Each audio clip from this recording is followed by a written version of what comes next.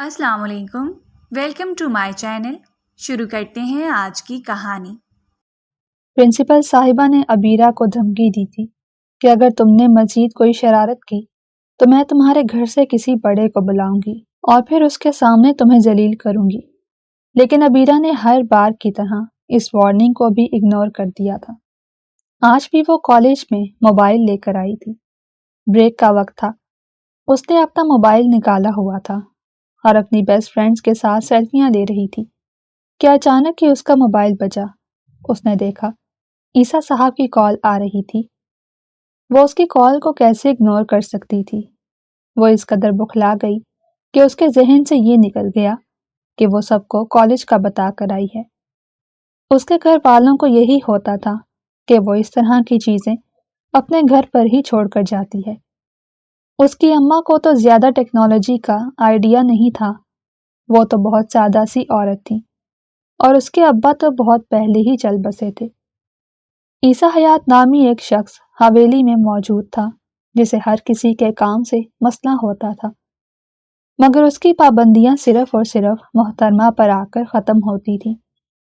उसकी सहेली ने उसको रोकना चाहा, लेकिन उसने जल्दी से कॉल अटेंड कर ली। अस्सलाम वालेकुम वरहमतुल्लाहि बरकातुहू। एक लंबा सा सलाम भेजा तो दूसरी तरफ गहरी खामोशी छा गई। इस वक्त कहाँ पर हो तुम? ईसा ने दांत पीसते हुए अपने गुस्से को कंट्रोल करने की नाकाम कोशिश की। मैं तो इस वक्त कॉलेज में हूँ, उसने सरसरी अंदाज में जवाब दिया। आपको कोई काम था? आप हुक्म करें, मैं अभी घर वापस आ जाती हूँ। आजकल वो कुछ ज्यादा ही इस तरह की बातें करके उसे मस्के लगाने की कोशिश करती थी और उसके पीछे भी एक बहुत बड़ा राज छुपा था। मोहतरमा ने एक और बड़ा कांड किया हुआ था जिसे वो हर हाल में छुपाना चाहती थी, लेकिन इससे पहले इस जंगल से भी बचकर निकलना जरूरी था। हाँ, मुझे तुमसे एक बहुत ही जरूरी काम है। जल्दी से प्रिंसिपल के ऑफिस में आ जाओ, वहां पर तुमसे मुलाकात होगी। ये सुनकर उसके चेहरे का रंग बदला और उसी पल ही उसका दिमाग काम करना शुरू हुआ कि बाजी साहिबा तो कॉलेज में मौजूद थी। उसने रोती हुई शक्ल से अपनी बेस्ट फ्रेंड को घूरा जो जल्दी से उससे दूर हो गई। खबरदार जो तुमने मेरा नाम लिया और मुझे रगड़ा दिलवाने की कोशिश की, मेरे अब्बा मुझे यूनिवर्सिटी से ही निकलवा देंगे। उसका दिल कर रहा था कि वो मोबाइल किसी और के हवाले करते। अगर कोई और सूरत हाल होती तो वो ये कर देती, किसी और पर इल्जाम लगा देती, लेकिन अब तो उसने खुद कॉल अटेंड की थी और खुद इंफॉर्मेशन फराहम की थी। सर झुकाकर वो प्रिंसिपल के ऑफिस में दाखिल हुई। व्हाइट कलर का यूनिफॉर्म, लाल अनारी चेहरा, खुले हुए बाल जो कुछ कमर पर और कुछ उसके आगे आ रहे थे, जिसे उसने उंगलियों की मदद से कानों के पीछे अड़सा था। उसे लग रहा था कि बात डायरेक्ट मोबाइल से शुरू होगी, लेकिन अभी इतना जल्दी कैसे सब स्टार्ट हो सकता था? अभी तो उसे मजीद जलील होना था। देखें आप, जरा भी लिहाज नहीं है इस लड़की में। मैं आपको यही दिखाना चाहती थी। अभी मैं इसकी प्रिंसिपल साहिबा हूँ। मैं बेशक इसको कोई सब्जेक्ट नहीं पढ़ाती, लेकिन हूं तो एक उस्ताद ही। इसको चाहिए था कमरे में दाखिल होने से पहले मुझसे इजाजत लेती। देखिए, यही इज्जत रह गई है हमारी इसकी नजरों में। जिस तरह से उसका वो जालिम कजन उसको घूर रहा था, अबीर का दिल किया कि वो वहीं पर ही रखी किसी अलमारी में जाकर छुप जाए। लेकिन मसला ये था, वो इतनी छोटी नहीं थी। अलमारी में छुपने के लिए उसे अपने साइज को काफी कम करना था और पिछले कुछ दिनों में खा खा कर वो मोटी भी हो गई थी। उसके डबल चीन निकल आई थी और जिस्म भी काफी फूलने लगा था। उसकी हालत को देखकर दादी जान भी फिक्रमंद होने लगी और उसको नसीहत करती कि थोड़ा सा कम खा लिया करो। ज्यादा खाना खूबी नहीं है, बल्कि इससे बीमारियां बढ़ती हैं। ईसा हयात की नजरें अपने चेहरे पर मरकूज करते हुए वो प्रिंसिपल साहिबा के सामने जाकर खड़ी हो गई। आपने मुझे यहाँ पर बुलाया, अपना मोबाइल यहाँ पर रखो। प्रिंसिपल के बजाय ईसा ने उसे मोबाइल सामने रखने के लिए कहा। ये तुम्हारे टेस्ट की रिपोर्ट्स हैं। ईसा ने उसके सामने एक रिपोर्ट की तो वो मासूमियत से हाँ में सर हिलाने लगी। तो फिर ये क्या है? ईसा ने उसके बाद اپنا موبائل نکالا اور اس کو ایک اور رپورٹ دکھائی جو اس نے کچھ دن پہلے ہی عیسیٰ کے حوالے کی تھی۔ وہ اس کی سہیلی کی رپورٹ تھی، اوپر نام انہوں نے ایڈٹ کر دیا تھا۔ تم نے تو کہا تھا کہ تم نے ہر سبجیکٹ میں A+ دیا ہے۔ یہ آپ سے جھوٹ بول رہی تھی۔ آپ مجھ سے بات کریں، میں آپ کو بتاتی ہوں۔ کالج میں صرف ایک ہی بہترین اور قابل لڑکی ہے اور وہ ہے اس کی سہیلی، مگر مجھے لگتا ہے کہ وہ اپنی سہیلی کو بھی بگاڑ دے گی۔ وہ تو ہے بھی ایک غریب گھرانے سے تعلق رکھنے والی معمولی سی لڑکی، تو یہاں پر اسکالرشپ پر پڑھ رہی ہے۔ میں آپ سے یہ گزارش کرتی ہوں، خدا کا واسطہ ہے، اس کو تھوڑا سا سمجھائیں کہ یہ اپنے کیریئر کو سیریس لینا شروع کر دے۔ اس طرح سے تو یہ فیل ہو جائے گی۔ آپ کو میری فکر کرنے کی ضرورت نہیں، اور ویسے بھی آپ ہمارے پیسوں۔ عبیرہ، عیسیٰ اتنی اونچی آواز میں چلایا کہ وہ خوف سے اپنی جگہ پر اچھل پڑی۔ اس نے بے ساختہ اپنی آنکھیں موندی اور اپنے آنسوؤں کو اندر اتارنے کی کوشش کی، مگر اس میں ناکام ہو گئی۔ آنسو ٹوٹ کر اس کی آنکھوں سے نکل کر اس کے گالوں پر بہہ رہے تھے۔ کیا بڑوں سے بات کرنے کی تمیز بھول گئی ہو؟ ابھی اور اسی وقت ان سے معافی مانگو۔ میں ان سے معافی نہیں۔ عیسیٰ کی آنکھیں دیکھ کر اس نے باقی کے الفاظ اپنے منہ میں ہی دبا لیے۔ I'm sorry، آپ بے فکر ہو جائیں، اب اس کو سمجھانا میرا کام ہے۔ آپ کا بہت شکریہ، آپ نے مجھے یاد کیا۔ میرے پاس اس کے علاوہ اور کوئی راستہ نہیں تھا۔ عیسیٰ صاحب، اس نے مجھے اپنی ماں کا نمبر دیا تھا، لیکن بعد میں پتہ چلا کہ وہ نمبر غلط ہے۔ اس کے بابا کا نمبر بھی غلط ہی لکھوایا گیا ہے۔ پھر میں نے سوچا کہ آپ کو ہی بتا دیتی ہوں، ہو سکتا ہے کہ معاملات تھوڑے سے سدھر جائیں۔ اب آپ کو معاملات بہتر ملیں گے۔ یہ کہہ کر اس نے محترمہ کو اپنے پیچھے آنے کا اشارہ کیا۔ اس کی نظریں اپنے موبائل پر جمی ہوئی تھیں، جس کے اوپر پرنسپل صاحبہ نے اپنا ہاتھ رکھا ہوا تھا۔ اس شیطانی عورت نے اپنے لبوں پر ایک شیطانی مسکراہٹ سجائی تھی اور اس کا iPhone 15 اٹھا کر اپنے دراز میں پھینک دیا۔ میرا موبائل مجھے واپس کریں، ورنہ میں آپ پر کیس کر دوں گی۔ اس نے پھر سے پرنسپل کو دھمکی دینے کی کوشش کی تھی۔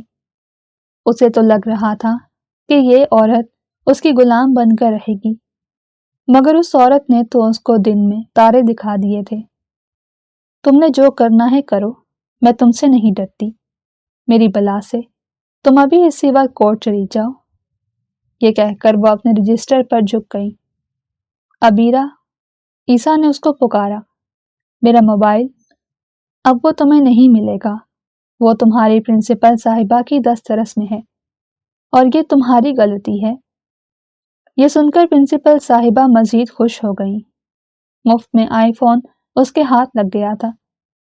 یہ زیادتی ہے، آپ میری چیزوں کو ظالم عورت کے حوالے نہیں کر سکتے۔ یہ سب کچھ تمہاری وجہ سے ہو رہا ہے۔ جو حرکتیں تم کرتی پھر رہی ہو وہ بالکل بھی مناسب نہیں ہیں۔ چچی جان نے تمہاری ایسی تربیت تو نہیں کی تھی کہ تم پرنسپل صاحبہ کو آنکھیں دکھاؤ۔ کیا تم استاد کی عزت کرنا بھول گئی ہو؟ وہ اس کو ڈانٹ رہا تھا۔ میں نے کون سا کچھ غلط کہہ دیا ہے؟ صرف اتنا ہی تو کہا تھا کہ وہ ہمارے پیسوں پر پل رہے ہیں۔ اس نے کندھے اچکاتے ہوئے لاپرواہی سے کہا، دراصل یہ ایک پرائیویٹ کالج تھا جو اس کے دادا کے پیسوں پر چل رہا تھا۔ ایک وقت تھا کہ یہ کالج بالکل ختم ہونے والا تھا، تب اس کے دادا نے ایک بھاری فنڈنگ اس کالج کو دی تھی اور یہ پھر سے کھڑا ہو گیا تھا۔ اب یہ ایک بہت بڑا کالج بن گیا تھا، لیکن اس کے باوجود بھی اس کے دادا جان ابھی بھی وہاں پر فنڈز دیتے تھے۔ اسی وجہ سے محترمہ کسی کو بھی خاطر میں نہیں لاتی تھی۔ اس کو لگتا تھا کہ وہ یہاں پر اپنی منمانی کر سکتی ہے اور اس کو کوئی بھی روکنے والا نہیں ہوگا۔ لیکن پھر کچھ ہی عرصے کے بعد اس کو ایک ریالٹی چیک ملا اور اس کو پتہ چلا کہ منمانی تو وہ کبھی خوابوں میں بھی نہیں کر سکتی، کیونکہ وہاں پر بھی عیسیٰ حیات اس کو ڈرانے کے لیے آ جاتا تھا۔ ابھی 2 دن پہلے ہی تو اس نے خوفناک قسم کا خواب دیکھا تھا۔ آدھی رات کے وقت وہ اپنی ماں کے گلے لگ کر پھوٹ پھوٹ کر رونے لگی تھی۔ اماں، میں نے عیسیٰ کے ساتھ نہیں جانا، وہ بہت ہی ظالم انسان ہے، وہ مجھے کھائی سے دھکا دے دے گا۔ خواب میں اس نے عیسیٰ کو خود کو دھکا دیتے ہوئے دیکھا تھا۔ اس کے بعد وہ بہت زیادہ گھبرا گئی تھی۔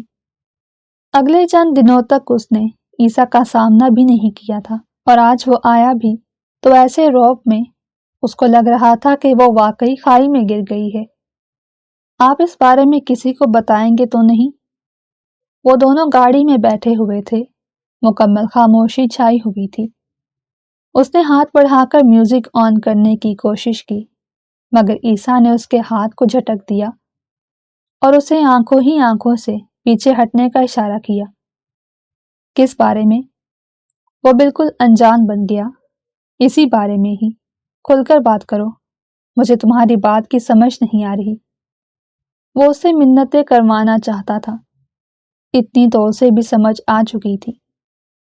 میں آج کے واقعے کی بات کر رہی ہوں، جیسے پرنسپل صاحبہ نے آپ کو بلایا اور پھر آپ نے مجھے کال، میرا موبائل بھی۔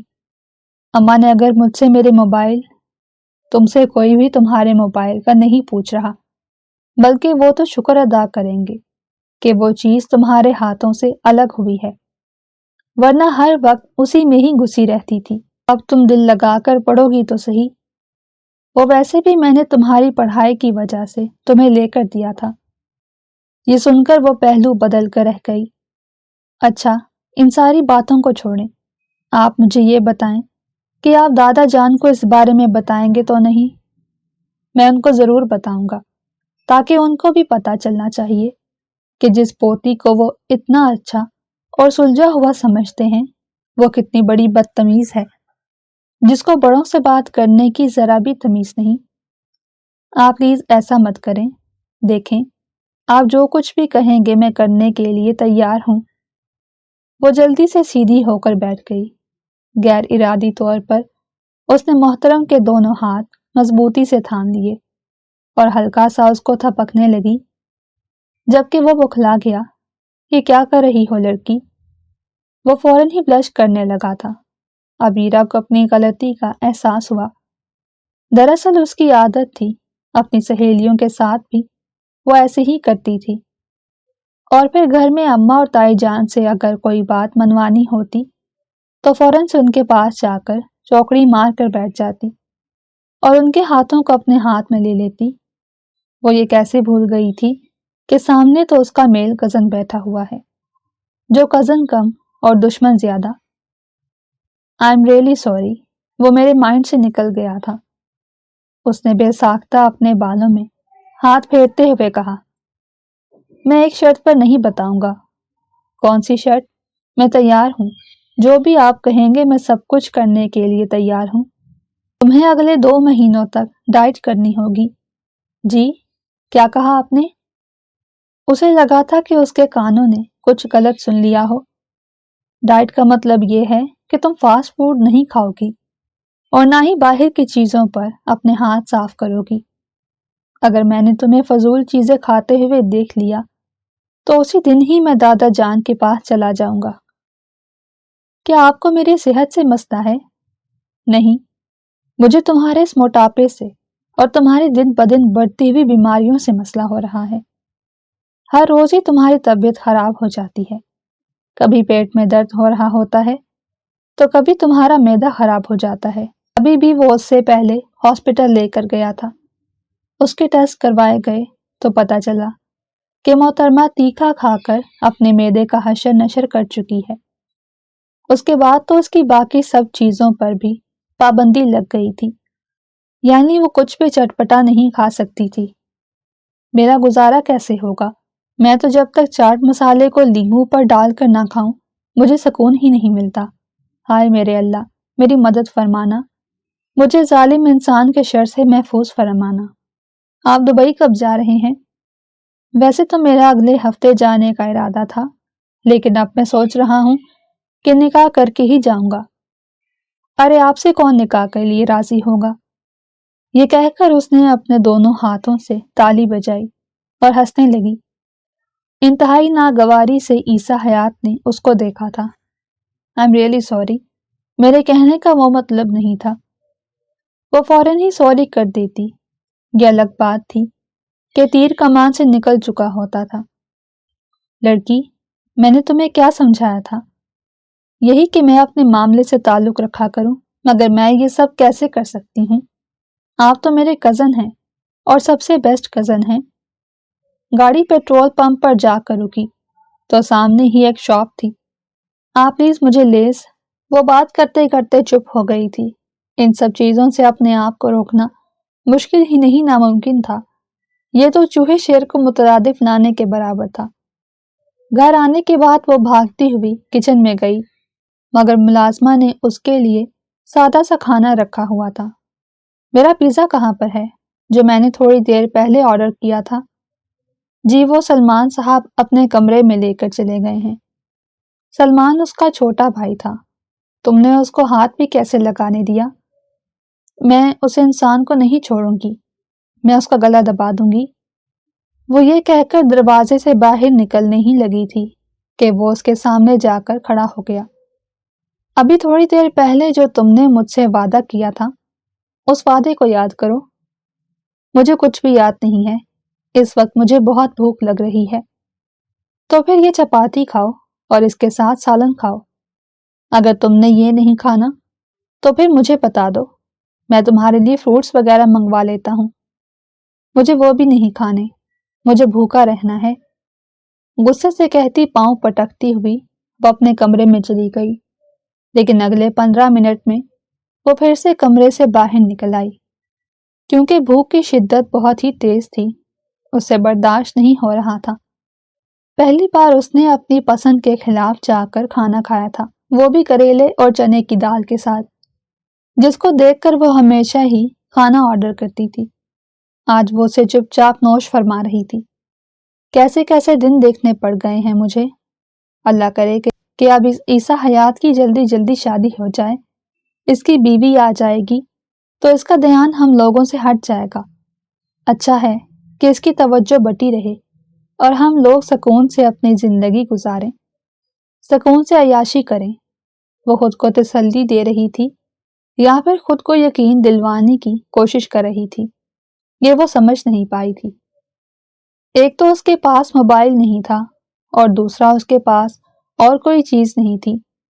पूरी रात वो इसी तरह से ही जागती रही, क्योंकि रातों को जागने की आदत एक दिन में कैसे खत्म हो सकती थी। अगली सुबह संडे था। तकरीबन 6 बजे जाकर उसे नींद आई थी। 10 बजे कोई उसके कमरे का दरवाजा जोर जोर से बजा रहा था। उसने जाकर दरवाजा खोला तो सामने ही वो जालिम इंसान खड़ा था। जाओ दादी जान के पास जाकर बैठो, 1 घंटे तक उनसे बातें करो। जी, इतनी सुबह सुबह? सुबह का वक्त नहीं है, 10 बज गए हैं। तुम सोई कब थी? वो उसकी लाल आंखों को देखते हुए बोला। वो किसी अब्बा या अम्मा की तरह उस पर अपना रौब जमा रहा था और उस पर सख्ती कर रहा था। अब क्या मुझे सोना भी आपकी मर्जी से पड़ेगा? मैं इसलिए पूछ रहा हूँ क्योंकि तुम्हारी आंखों की हालत खराब हो गई है। मैं पूरी रात ठीक तरह से सो नहीं पाई थी। कुछ ही दिनों में तुम्हें आदत पड़ जाएगी। चलो अब जाओ और दादी जान के साथ जाकर बैठो। लेकिन क्यों? तुमने उनके साथ बैठना छोड़ दिया है। इसी वजह से तुम में फजूल लोगों वाली आदतें आ रही हैं।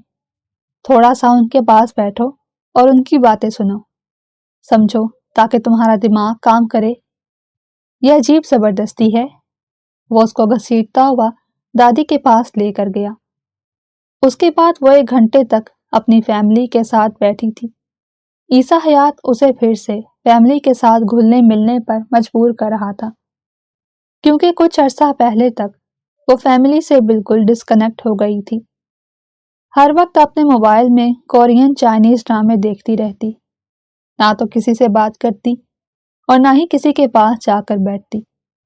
यहाँ तक कि उसकी अपनी अम्मा परेशान थी कि न जाने मोबाइल में ऐसा क्या है कि मेरी बेटी ने मुझे ही छोड़ दिया। जब वो ये बातें ईसा के सामने करती तो उसका दिल कटकर रह जाता था। एक तो वो छोटी सी नादान लड़की 17 सालों की दुआओं के बाद हासिल हुई थी, وہ ان کی پہلی بڑی بیٹی تھی۔ جہاں تک اس کے چھوٹے بھائی کا سوال تھا، وہ انہوں نے اڈاپٹ کیا تھا، لیکن کبھی بھی اسے اس حقیقت کے بارے میں نہیں بتایا گیا تھا۔ یہی وجہ تھی کہ جب وہ اپنے بھائی کو کبھی کبھار غصے میں اس طرح کا طعنہ دیتی، تب بھی اس کی اماں مائنڈ کر جاتی تھی کہ سوچ سمجھ کر بولا کرو، فضول باتیں اپنے منہ سے نہ نکالا کرو۔ میں کون سا سیریس ہو کر بول رہی تھی، میں تو مذاق کر رہی تھی، وہ منہ بنا کر جواب دیتی، اور سلمان پھر سے شیر بن جاتا، کیونکہ اسے اس کی اماں کی سپورٹ جو حاصل تھی۔ پورا دن گھر والوں کے ساتھ گزارنے کے بعد وہ باہر لان میں آ کر بیٹھی تھی اور اپنی بلی کے ساتھ کھیل رہی تھی۔ اسے بلیاں بہت پسند تھیں، جبکہ عیسیٰ کو بلیوں سے عجیب سی چڑ محسوس ہوتی تھی۔ وہ انہیں دیکھ کر خوف میں مبتلا ہو جاتا۔ اللہ تعالیٰ ایسا کرے اس عورت سے اس کی شادی ہو رہی ہو جسے بلیاں بہت پسند ہو، اور وہ اپنے کمرے کو بلیوں سے بھر دے۔ عیسیٰ جو کہ اس کے پاس بات کرنے کے لیے جا رہا تھا، اس کی گفتگو سن کر زیر لب مسکرا دیا۔ بھلا ایسا بھی ہوتا ہے کہ انسان بات اپنے منہ سے نکالے اور قبول ہو جائے، یا پھر کچھ باتیں شاید پہلے سے ہی قبول شدہ ہوتی ہیں۔ وہ گھٹنوں کے بل اس کے قریب بیٹھا اور اس کی بلی کے بالوں میں ہاتھ پھیرنے لگا۔ چند لمحوں کے لیے تو اسے اپنی آنکھوں پر یقین ہی نہیں آیا۔ میں نے اپنی آنکھیں باقاعدہ طور پر مستی۔ وہ عیسیٰ ہی تھا جو اس کی بلی کے بالوں میں انگلیاں چلا رہا تھا۔ آپ تو اسے نفرت کرتے تھے۔ تمہیں کس نے کہا کہ میں اسے نفرت کرتا ہوں؟ بھلا بے زبان جانوروں سے بھی کوئی نفرت کرتا ہے؟ یہ میرے ڈائیلاگس ہیں جو میں آپ کو بولا کرتی تھی۔ آپ تو اسے دیکھ کر چڑ جاتے تھے اور فوراً ہی اس کو کمرے سے باہر نکال دیتے تھے، یا پھر خود کمرے سے نکل جاتے تھے۔ وہ اسے ماضی کے واقعات یاد دلا رہی تھی، جبکہ اس نے لاپرواہی سے کندھے اچکا دیے۔ مجھے تو کچھ بھی یاد نہیں، اور مجھے تو یہ بلیاں بہت پسند ہیں۔ یہ کہہ کر اس نے انہیں باقاعدہ طور پر اپنی گود میں بھی اٹھایا اور اس کے سر پر پیار بھی کیا۔ ہائے اللہ، یہ میں کیا دیکھ رہی ہوں؟ پھر وہ اس کو لے کر اپنے کمرے میں چلا گیا۔ اوہ ہیلو سر، کہاں جا رہے ہیں؟ رکیں، وہ میری بلی ہے، وہ میرے ساتھ مانوس ہے۔ بلی نے اس کے ساتھ دھوکہ کیا تو اس کے پاس آنے کے بجائے وہ اپنے نئے مالک کی گود میں بیٹھی رہی۔ یہ دکھ بھی الگ تھا کہ اس کی پالتو بلی نے اس کے دشمن کے سامنے اس کی گود میں آنے سے انکار کر دیا، یعنی بھری محفل میں اس کو ذلیل کر دیا تھا۔ کیا کچھ نہیں کیا تھا میں نے اس چنٹوں کے لیے، اپنی دن رات کی نیند میں نے حرام کی تھی، صرف اور صرف اسے سکون مل جائے۔ وہ اس وقت اپنے کمرے میں الٹی لیٹی ہوئی تھی اور جو بھی منہ میں آ رہا تھا بولے چلی جا رہی تھی۔ لیکن آخر میں کیا ہوا؟ اس نے میرے ساتھ دغا کر دی، اس نے میرے ساتھ بے وفائی کی۔ ہائے اللہ، غضب ہو گیا۔ کس نے تیرے ساتھ بے وفائی کی ہے؟ اور تجھے کس نے کہا تھا باہر منہ مارنے کو، جب میں نے تجھے کہہ دیا تھا کہ کسی کے ساتھ بھی فری ہونے کی ضرورت نہیں؟ اس کی اماں جو کہ کمرے میں داخل ہو رہی تھی، اس کی بات پوری سنے بغیر وابیلا مچانا شروع ہو گئی۔ اگلے ہی لمحے انہوں نے اس کی کمر پر زور سے تھپڑ مارا۔ وہ کڑا کر اٹھ بیٹھی۔ کیا کر رہی ہو اماں؟ یہ تو مجھے بتائے گی کہ تو آج کل کیا کرتی پھر رہی ہے؟ کس نے تیرے ساتھ بے وفائی کر دی ہے؟ مجھے صاف صاف بتا، اور یہ بھی بتا کہ وہ لڑکا کون ہے؟ کہیں عیسیٰ اس کے بارے میں جانتا تو نہیں؟ عیسیٰ کا نام سن کر وہ بدمزہ ہوئی۔ وہ جو سوچ رہی تھی کہ اماں کو جھوٹ بتائے گی، سچ بتانے پر مجبور ہو گئی۔ میں کسی لڑکے کی بات نہیں کر رہی ہوں۔ اس کے ساتھ ساتھ وہ اپنی کمر کو بھی ہاتھ سے مسل کر درد دور کرنے کی کوشش کر رہی تھی۔ تو پھر کس کی بات کر رہی ہے؟ میں اپنی بلی کی بات کر رہی تھی، جس کو اس عیسیٰ حیات نے اپنی گود میں بٹھا کر کھلایا، اور اس بلی نے میرے دشمن کے سامنے میرے پاس آنے سے انکار کیا۔ آپ جانتی ہیں کہ یہ کتنی بڑی بے وفائی ہے۔ سے تو نے تو مجھے ڈرا ہی دیا تھا، میں کیسے بھول سکتی ہوں کہ تو میری پیاری بچی ہے۔ یہ کہہ کر انہوں نے جلدی سے چٹا چٹ اس کے چہرے کو چوم ڈالا، لیکن اب کیا فائدہ، تھپڑ تو وہ اسے لگا چکی تھی، اور ایسا زور کا لگایا تھا کہ اسے درد کی ٹیسیں اٹھتی ہوئی محسوس ہو رہی تھی۔ ایک تو وہ نازک بھی اتنی زیادہ تھی، ذرا ذرا سی بات پر اس کا جسم دکھنے لگتا۔ دادا جان نے آج حویلی میں ایک بہت بڑی پارٹی رکھی تھی، اور یہ پارٹی ان کے پوتے کے آنے کی خوشی میں تھی، جو کہ لندن سے آ رہا تھا اعلیٰ تعلیم حاصل کرنے کے بعد۔ یار میں سوچ رہی ہوں کہ باہر منہ مارنے سے اچھا ہے اپنے کزن پر لائن مار لوں، تم کیا کہتی ہو؟ مجھے کوئی مشورہ دو۔ کنزا شیشے کے سامنے کھڑی ریڈ لپسٹک سے اپنے ہونٹ سجا رہی تھی۔ عبیرہ نے ناگواری سے اس کی ریڈ لپسٹک کو گھورا۔ پلیز اس کو صاف کرو، مجھے یہ دیکھ کر کوفت ہو رہی ہے۔ تو تم اپنی آنکھیں بند کر لو، تمہیں کس نے کہا ہے کہ تم مجھے گھورو؟ وہ بھی اپنے نام کی ایک تھی۔ جی بھر کر سرخی لگانے کے بعد اس نے مکمل طور پر خود کو شیشے میں دیکھا۔ بلیک کلر کے سوٹ اور ریڈ کلر کی لپسٹک میں وہ ایک چڑیل لگ رہی تھی، اور یہ خیال عبیرہ صاحبہ کا تھا، میں لگ رہی ہوں نا کمال کی؟ ہاں، کچھ زیادہ ہی۔ تمہیں یاد ہوگا کہ کمال انکل ہمارے محلے میں رہتے تھے، ان کی ایک بیوی ہوتی تھی، اور تمہیں یہ بھی یاد ہوگا کہ جب وہ میک اپ کر کے اندھیرے میں جاتی تھی، اس سے پہلے کہ وہ مزید کچھ کہتی، کنزا نے جوتا اٹھا کر اس کی طرف پھینکا۔ وہ ہیل تھی جو نشانے پر جا کر لگی۔ اس کو لگ رہا تھا کہ اس کا دماغ کام کرنا چھوڑ گیا ہے۔ اس نے اپنے سر پر ہاتھوں کی مدد سے ناک کرنے کی کوشش کی، مگر کوئی فائدہ نہیں ہوا۔ اس کی آنکھوں کے سامنے اندھیرا چھانے لگا۔ اگلے ہی لمحے وہ بے ہوش ہو کر زمین پر گر گئی۔ اس کی آنکھوں کے سامنے اندھیرا چھانے لگا تھا۔ اگلے ہی لمحے وہ بے ہوش ہو کر زمین پر گر گئی۔ عبیرہ کو بے ہوش ہوتا ہوا دیکھ کر وہ بری طرح سے بکھلا گئی۔ ہائے اللہ، یہ کیا ہو گیا؟ کہیں یہ مر ور تو نہیں گئی؟ نہیں، ایسا نہیں ہو سکتا۔ میں اتنی چھوٹی سی عمر میں جیل نہیں جا سکتی۔ میں یہ ستم برداشت نہیں کر سکتی۔ اب میں کیا کروں؟ وہ اپنے چاروں طرف دیکھنے لگی، جب کمرے کا دروازہ کھلا اور عزا حیات کمرے کے اندر داخل ہوا۔ کیا ہو رہا ہے؟ اور اسے کیا ہوا؟ وہ اصل میں نے اس کو ہیل ماری تھی اور یہ بے ہوش ہو گئی۔ حد ہوتی ہے بے وقوفی کی بھی۔ تم لوگوں کو 100 بار سمجھایا ہے میں نے کہ چھوٹے بچوں کی طرح مت لڑا کرو، لیکن تم نے تو چھوٹے بچوں کو بھی پیچھے چھوڑ دیا اور افریقہ کے جنگلی قبیلوں میں رہنے والے لوگوں کی طرح لڑائیاں کرتے ہو۔ وہ اس کے لیے فکر مند ہو گیا تھا، لیکن جیسے ہی گھٹنوں کے بل اس کے قریب بیٹھا، عبیرہ نے ہلکی سی آنکھ کھولی تھی۔ عیسیٰ نے اسے آنکھ کھولتے ہوئے دیکھ لیا تھا اور ان کا آئی کانٹیکٹ بھی بن گیا۔ محترمہ نے جلدی سے اپنی آنکھ بند کی۔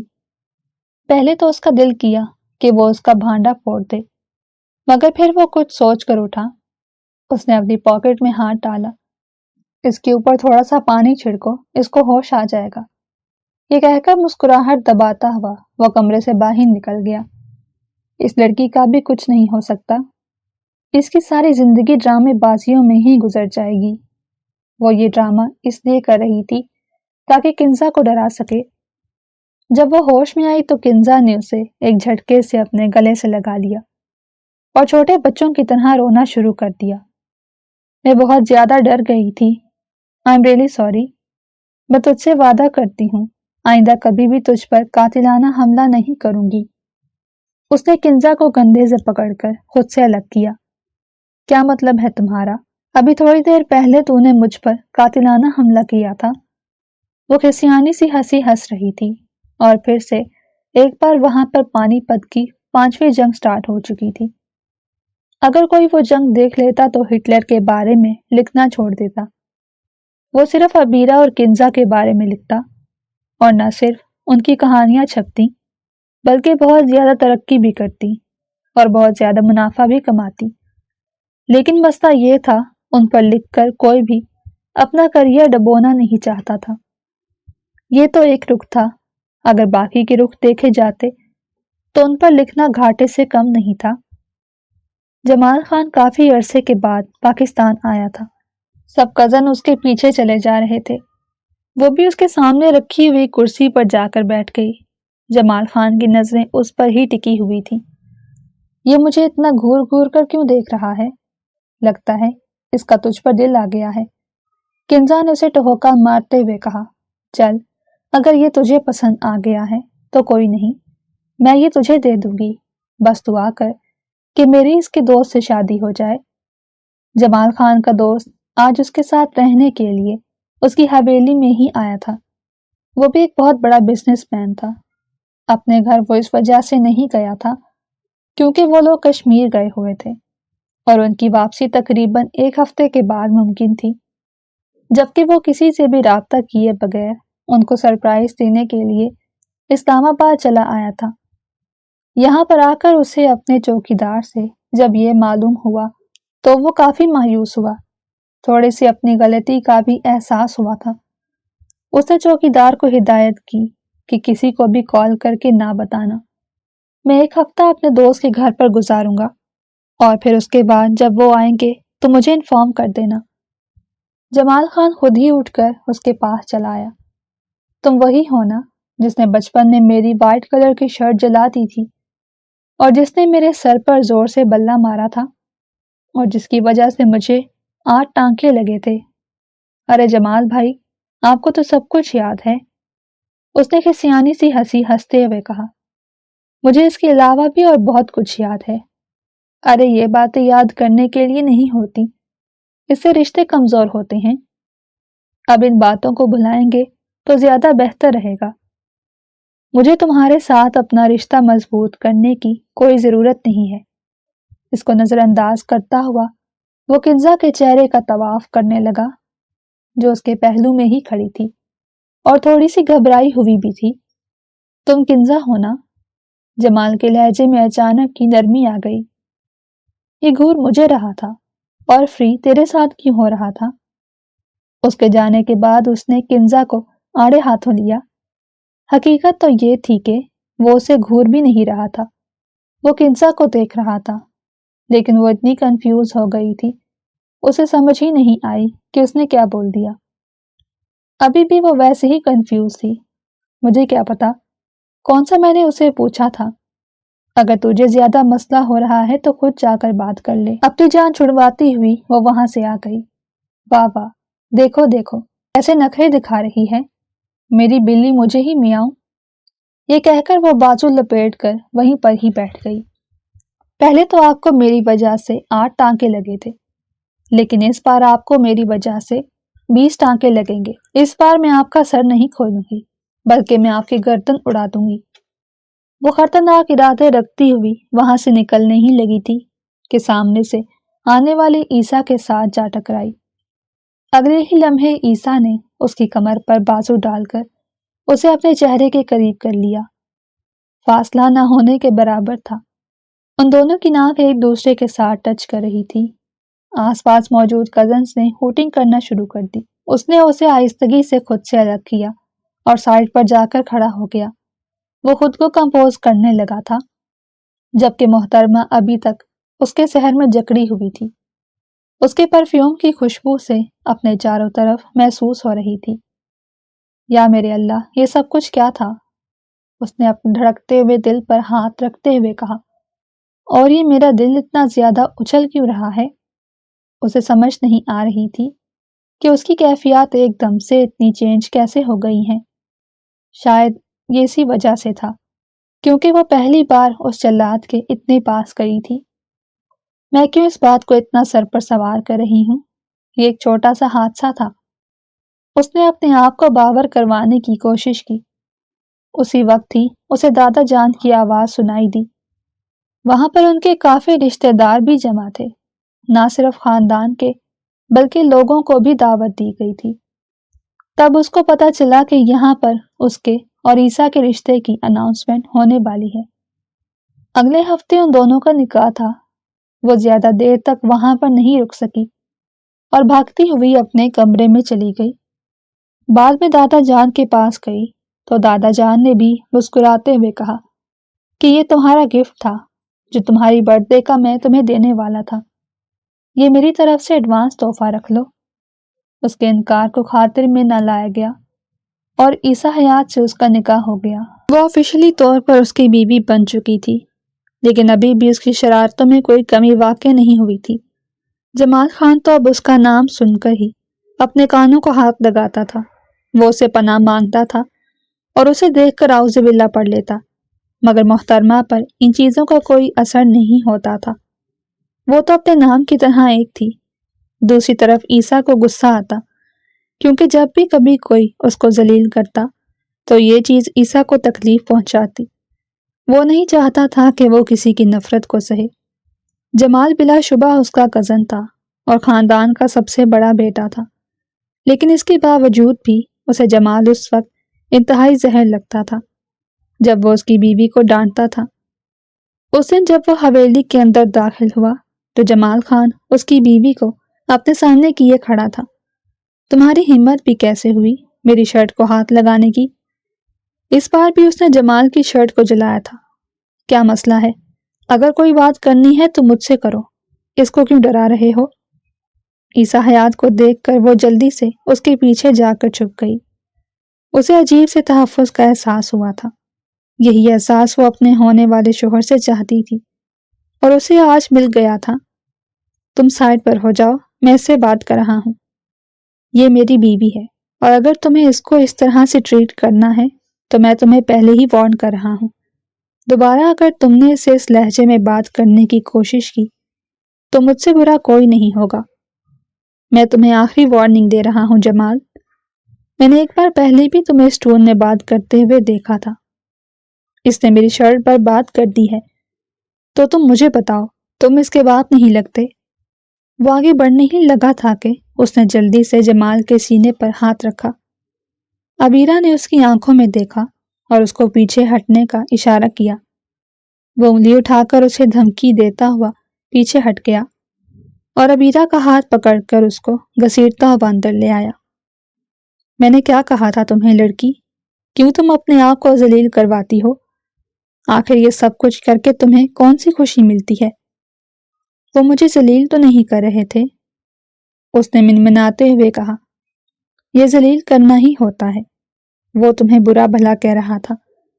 عبیرہ کو خوشی بھی ہو رہی تھی کہ محترم نے اس کی سائڈ لی تھی، لیکن اس کے ساتھ ساتھ اسے تھوڑا سا دکھ بھی تھا کہ اس کی وجہ سے ان دونوں کی لڑائی ہو گئی تھی۔ میں جمال بھائی سے بات کروں گی، کوئی ضرورت نہیں ہے اس گھٹیا انسان سے بات کرنے کی۔ دوبارہ میں تمہیں اس کے آس پاس بھی نہ دیکھوں۔ عبیرہ کو اب شدت سے اپنے نقصان کا احساس ہونے لگا تھا۔ رات کے وقت جمال بھائی ان سب کو لے کر باہر جانے والے تھے۔ عبیرہ کا بھی ان کے ساتھ جانے کا پلان تھا، لیکن اپنی بے وقوفی کی وجہ سے اس نے سب کچھ تہس نہس کر دیا تھا۔ وہ اپنا سر جھکا کر بیٹھ گئی اور اپنی انگلیوں کو چٹکانے لگی۔ وہ غور سے اس کی حرکتیں دیکھ رہا تھا۔ عیسیٰ جانتا تھا کہ یہ سب کچھ وہ اس وقت کرتی ہے جب وہ کنفیوز ہو یا پھر بے چین ہو۔ اب تمہیں کون سی بے چینی ہے؟ اگر کوئی مسئلہ ہے تو تم مجھ سے کھل کر بیان کر سکتی ہو، لیکن اس مسئلے کا تعلق تمہارے کالج سے نہیں ہونا چاہیے۔ میں دوبارہ وہاں پر جا کر تمہاری پرنسپل صاحبہ کے منہ نہیں لگنا چاہتا۔ نہیں، یہ اس بارے میں نہیں ہے۔ اب وہ اس کو کیسے بتاتی، کیونکہ اس بار بھی وہ اسے چھپ کر ہی جا رہی تھی۔ کوئی بات نہیں، رات کو چھپ کر چلی جاؤں گی، لیکن کس منہ کے ساتھ جاؤں گی؟ اسے رونا آنے لگا۔ اپنے آپ سے باتیں کرتی ہوئی وہ اپنے کمرے کی طرف بڑھ گئی۔ اس لڑکی کو آخر کیا مسئلہ ہے؟ اس کے دماغ کے سارے پرزے ہی ڈھیلے ہیں، مجھے تو اب یہی لگنے لگا ہے۔ یا اللہ خیر کرنا، میرے مستقبل کو کہیں یہ اتنا روشن نہ کر دے کہ مجھے مستقبل ہی نہ نظر آئے۔ دادی جان نے اسے یہ بات کہی تھی کہ وہ تمہارے مستقبل کو روشن کر دے گی، اور اب اسے واقعی میں ڈر لگنے لگا تھا کہ کہیں اتنا روشن نہ ہو جائے کہ اس کی آنکھیں دیکھ ہی نہ سکیں کہ ہو کیا رہا ہے۔ رات 8 بجے کنزا بھاگتی ہوئی عبیرہ کے پاس آئی۔ یار میں نہیں جا رہی، میری وجہ سے سب کچھ برباد ہو گیا۔ تم ان باتوں کو اتنا سیریس کیوں لیتی ہو؟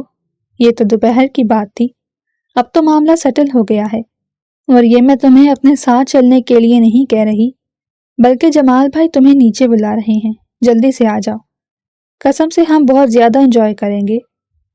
جمال نے جان بوجھ کر اسے اپنے ساتھ لے جانے کا فیصلہ کیا تھا، کیونکہ دن کے وقت جو کچھ اس کے ساتھ عیسیٰ نے کیا تھا وہ اسی چیز کا بدلہ اس کی بیوی کی صورت میں لینا چاہتا تھا۔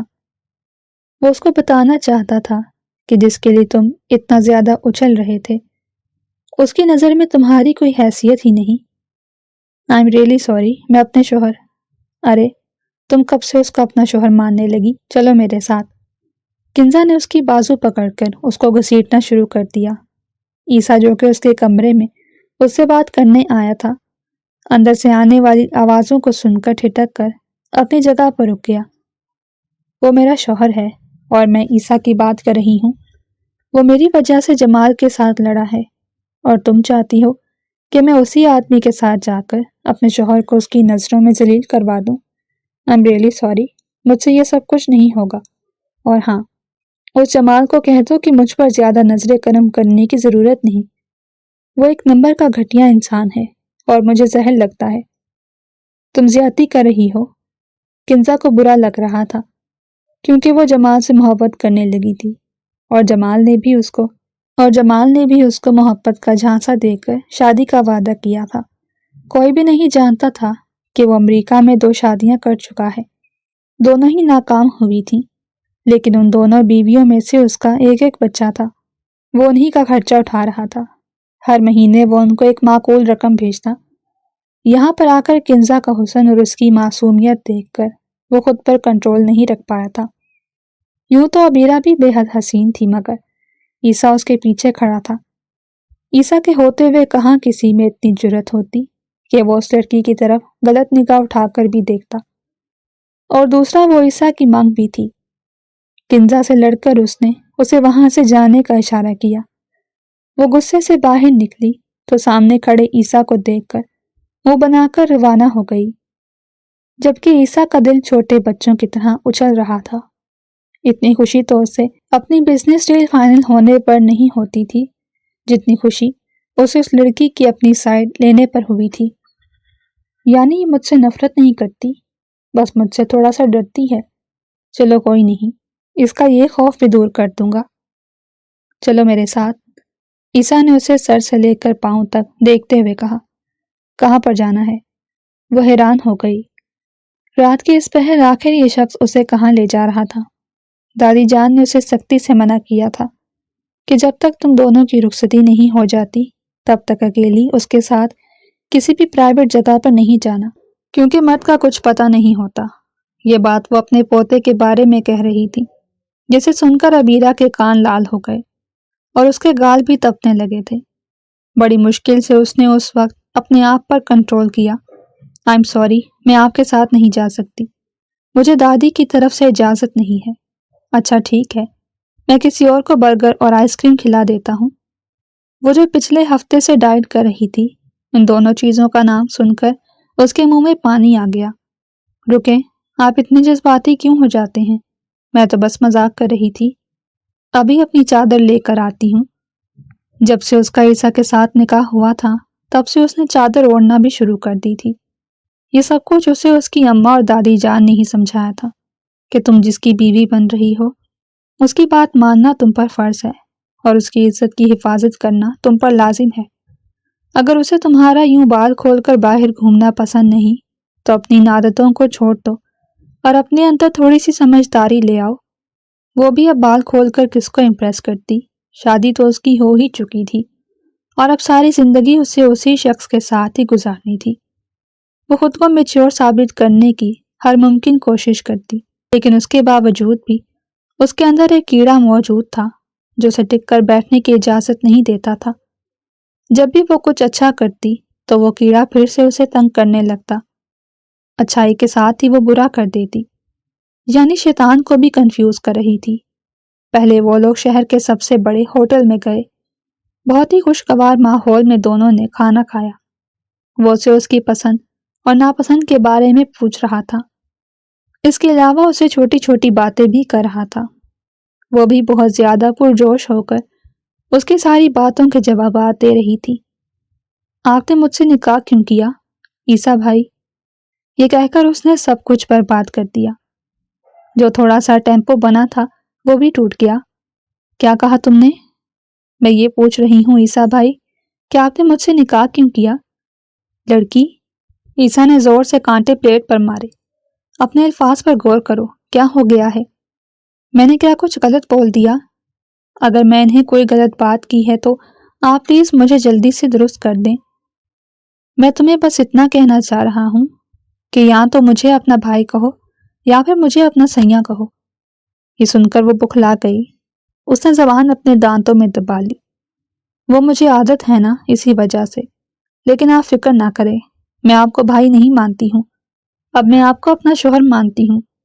اچھا، وہ کیسے؟ وہ ذرا سا اس کے چہرے پر جھکتا ہوا بولا۔ اپنی بات کو سمجھ کر وہ بلش کر گئی۔ اس نے بے ساختہ اپنی پیشانی مس دی۔ ارے، تم نے تو مجھے ابھی تک بتایا ہی نہیں۔ میں تمہارے جواب کا انتظار کر رہا ہوں۔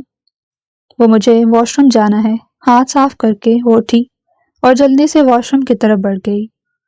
اپنے چہرے کو زور زور سے تھپکنے لگی۔ ہوش میں آؤ، یہ تم کیا کر رہی ہو؟ یہ تمہارا دشمن ہی ہے۔ وہ اپنے آپ کو باور کروانے کی کوشش کر رہی تھی۔ تھوڑی سی دیر کے بعد وہ اس کو لے کر واپس حویلی میں آ گیا، لیکن دونوں حویلی کے پچھلے حصے سے اندر داخل ہوئے۔ کیا آپ کو دادی جان سے ڈر لگتا ہے؟ مجھے اللہ کے بعد صرف دادی جان سے ہی ڈر لگتا ہے، اس نے اپنے کانوں کا ہاتھ لگاتے ہوئے نارمل سے انداز میں کہا، مگر وہ اس کے اس انداز پر بھی کھل کر مسکرا دی۔ پہلی بار اس نے عیسیٰ کو کھل کر بات کرتے ہوئے دیکھا تھا، ورنہ وہ تو ایک ایسے خول میں بند رہتا جس کو توڑنے سے پہلے انسان کو 1000 بار سوچنا پڑتا۔ کہیں ایسا نہ ہو کہ وہ اپنے خول سے نکل کر آپ کو کسی بہت بڑے خول میں بند کر دے۔ وہ مجھے آپ سے ایک ضروری بات کرنی تھی۔ اس نے دوپٹے کو انگلیوں کے گرد گھماتے ہوئے شرمانے کی ناکام ایکٹنگ کرتے ہوئے کہا، تم مجھ سے سیدھے انداز میں بھی بات کر سکتی ہو، یہ سب کچھ کرنا ضروری نہیں۔ وہ فوراً سے سیدھی ہو کر کھڑی ہو گئی۔ مجھے اپنی سہیلیوں کے ساتھ رات کے وقت آؤٹنگ پر جانا ہے، کیا مجھے اجازت مل سکتی ہے؟ بالکل بھی نہیں۔ اگر تمہیں کہیں پر بھی جانا ہو تو تم میرے ساتھ جایا کرو، فضول کی سہیلیوں کے ساتھ گھومنے کی ضرورت نہیں، اور ویسے بھی میں ان سب کو ہی جانتا ہوں، ان میں سے کوئی بھی کام کی لڑکی نہیں ہے۔ میں نے کون سا ان سے کوئی کام کروانا ہے، میں بس ان کے ساتھ انجوائے کرنا چاہتی ہوں۔ وہ میری بیسٹ فرینڈز ہیں، اور ویسے بھی یہ میرے کالج کا آخری سال ہے، اس کے بعد نہ جانے میری ان سے ملاقات ہو پائے گی بھی یا نہیں۔ اگر تمہاری ان سے ملاقات ہو بھی گئی تب بھی تم ان کو اگنور کر کے گزرو گی، یہ میرا حکم ہے۔ آپ مجھ پر اس طرح سے حکم نہیں چلا سکتے۔ تم بھول گئی ہو کہ میں تمہارا شوہر ہونے کے ساتھ ساتھ دادا کا لاڈلا پوتا اور گاؤں کا سردار بھی ہوں۔ اب آپ میرے ساتھ فری ہونے کی کوشش کر رہے ہیں، فری تو تم ہو رہی ہو۔ اگر پھر سے یہ بات کہی تو دوبارہ باہر گھمانے کے لیے بھی لے کر نہیں جاؤں گا، پھر سے تمہیں دال روٹی کھانی پڑے گی۔ وہ پاؤں پٹکتی ہوئی اپنے کمرے میں چلی گئی، جبکہ وہ اس کی پشت کو گھور کر رہ گیا۔ سنو، وہ رک گئی، اگر اس بار تم نے میرے حکم کی خلاف ورزی کرنے کی کوشش کی تو تمہیں رخصتی سے کوئی بھی نہیں بچا پائے گا۔ اس وقت تک رخصتی نہیں ہوگی جب تک میں راضی نہیں ہو جاتی۔ دادی جان نے مجھے گارنٹی دی ہے۔ چلو ٹھیک ہے، پھر تم یہی سوچ لو، ہو سکتا ہے اس سے تمہارے چھوٹے سے دماغ کو تھوڑا سا سکون پہنچ جائے۔ جو حقیقت تھی وہ میں نے تمہیں بتا دی، اور تمہیں وارن کرنا بھی میری ڈیوٹی تھی۔ اس کے بعد جو کچھ ہوگا اس کی ذمہ دار تم خود ہوگی۔ اب وہ اس کے پہلو سے گزرتا ہوا کمرے میں چلا گیا۔ یہ کیا بدتمیزی ہے؟ پہلے میں وہ اس کو پھیلان کر سیڑھیاں کراس کرنے لگی کہ اس کا پاؤں پھسلا۔ وہ زمین پر گرتے گرتے بچی، کیونکہ اس نے محترمہ کو اپنی مہربان بازو میں تھام لیا تھا۔ اگر مرنے کا بہت شوق ہے تو مہربانی کر کے کوئی دوسرا راستہ اختیار کرو، اس جگہ سے گرنے سے کوئی بھی نہیں مرتا۔ تو پھر دیکھ لیتے ہیں، یہ کہہ کر اس نے چھوڑا، مگر پھر سے پکڑ لیا۔ عبیرہ نے زوردار چیخ ماری تھی۔ تو پھر اتنا ڈر کیوں رہی تھی؟ پلیز مجھے مت چھوڑیے گا۔ اب کی بار اس نے عیسیٰ کے بازو کو مضبوطی سے پکڑ لیا۔ ایک شرط پر، تم اپنے دوستوں کے ساتھ رات کے وقت گھومنے کے لیے کہیں بھی نہیں جاؤ گی، اس بارے میں بعد میں سوچوں گی۔ 2 دنوں کے بعد اس نے گھومنے کا پلان بنایا۔ اپنے شوہر کے جوس میں اس نے نیند کی گولیاں ملا دی، جسے اس نے پینے کے بجائے سنک میں گرا دیا، کیونکہ وہ کچن میں اسے یہ کارنامہ سر انجام کرتے ہوئے دیکھ چکا تھا۔ وہ تیزی سے حویلی سے باہر نکلی۔ اسے لگ رہا تھا کہ حویلی سے نکل کر اس نے کوئی بہت بڑا مار کا سر انجام دیا ہو۔ لیکن جیسے ہی اس نے گاڑی کا دروازہ کھولا، سامنے ہی عیسیٰ بیٹھا ہوا تھا۔ ہیلو ڈارلنگ، وہ اسے دیکھ کر مسکراتے ہوئے بولا۔ یا نہیں، تمہیں مجھ سے اتنی ملنے کی جلدی کہ تم نے 2 مہینے انتظار کرنا بھی مناسب نہیں سمجھا۔ تم ابھی سے میری بیوی بننے کے لیے تیار بیٹھی ہوئی ہو۔ ویسے یہ دیکھ کر اور مجھے خوشی بھی ہو رہی ہے۔ چلو اب جلدی سے گاڑی کے اندر بیٹھو اور دروازہ بند کر دو، ورنہ تمہیں کال کوٹھڑی میں بند کر دوں گا۔ یہ انسان کوئی بھی بات دھمکی دیے بغیر کیوں نہیں کر سکتا؟ اور میری سہیلیاں کہاں پر ہیں؟ یہ گاڑی تو ان کی تھی۔ محترم نے اس کی سہیلیوں کو خرید لیا تھا، یعنی صرف رات کے ڈنر پر وہ لڑکیاں بک گئی تھیں۔ اسے ان کی دغا بازی پر رونا آ رہا تھا۔ وہ گاڑی کو گھماتا ہوا حویلی کے اندر لے گیا۔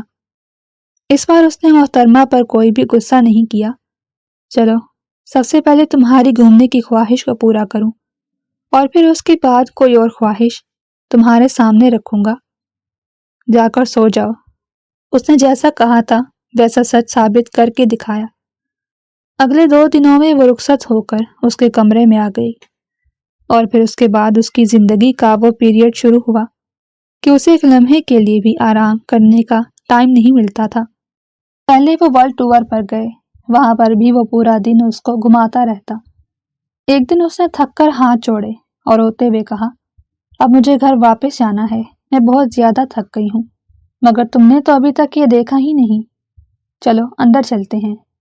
مجھے لگتا ہے آپ کے جوتوں کے ساتھ ٹائر فٹ ہیں، مگر میرے جوتوں کے ساتھ ایسا کوئی بھی مسئلہ نہیں، ابھی نہیں، میں کل آ کر دیکھوں گی۔ کل ہم یہاں پر نہیں ہوں گے، کل ہم نے ملیشیا جانا ہے۔ نہیں، اب ہم کل گھر واپس جائیں گے۔ پاکستان جا کر اسے ایک اور خوشخبری ملی۔ محترمہ امید سے ہو گئی تھی۔ اس میں بہت زیادہ واویلا مچایا تھا، مگر پھر عیسیٰ کے سمجھانے پر وہ چپ ہو گئی۔ عیسیٰ نے اسے کہا تھا، فکر مت کرو، میں اس بچے کو پالنے میں تمہاری پوری مدد کروں گا۔ میں تمہیں روایتی مردوں کی طرح اکیلا نہیں چھوڑوں گا۔ بچے کی پیدائش کے بعد اس کی شرارتیں بھی کم ہو گئی تھیں، اور وہ پہلے سے زیادہ سمجھدار بھی ہو گئی تھی۔ اب وہ کنزا صاحبہ کو اپنے پاس بٹھا کر مشورے دیتی تھی۔ دادی جان اس کی باتیں سنتی تو سر جھٹک کر رہ جاتی۔ سچ کہا ہے کسی نے کہ وقت بڑے سے بڑے بدماش کو بھی بندہ بننے پر مجبور کر دیتا ہے۔ وہ تو پھر عبیرہ صاحبہ تھی۔ اگر آپ کو ہماری کہانی پسند آئی ہے تو لائک کریں، اور اس طرح کی مزید دلچسپ کہانیاں سننے کے لیے ہمارے چینل کو سبسکرائب کریں، اور کامنٹ سیکشن میں اپنی رائے کا اظہار ضرور کریں۔ شکریہ۔